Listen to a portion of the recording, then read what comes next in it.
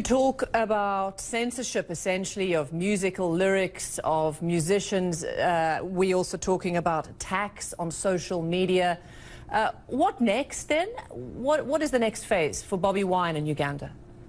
Well, we realize that Ugandans cannot be free unless if they free themselves from military rule, from lawless rule. And all that is being championed by President Museveni, who has been in power for the last 33 years and not seeming to want to give Uganda any opportunity for peaceful transition, for peaceful change. So we started a campaign a few months ago calling upon all people of Uganda, especially the young people that have been so apathetic about elections, to go ahead and register themselves and be voters, not just supporters, but voters. And indeed, since the campaign started, we've had a huge response. So many people have been able to register as voters. We believe that by the time we get to the elections, which is about 2 years away, we will have many Ugandans registered as voters,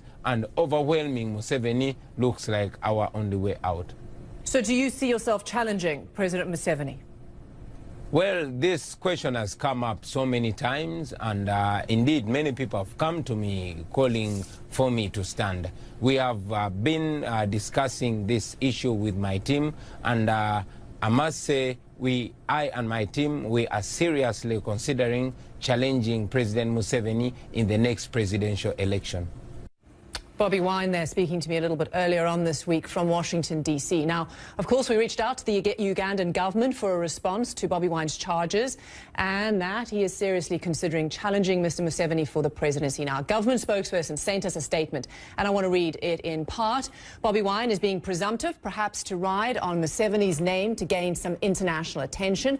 He went on to say it's Mr. Museveni who has returned Uganda to peace and rule of law, and therefore cannot at the same time be accused of lacking interest in peaceful processes. We also asked the Ugandan government to respond to Bobi Wine's charges about the proposed regulations to the music industry, and the spokesman said this: the proposed amendment to laws are not only limited to the music industry, reforms include elections, religious organizations and civil society.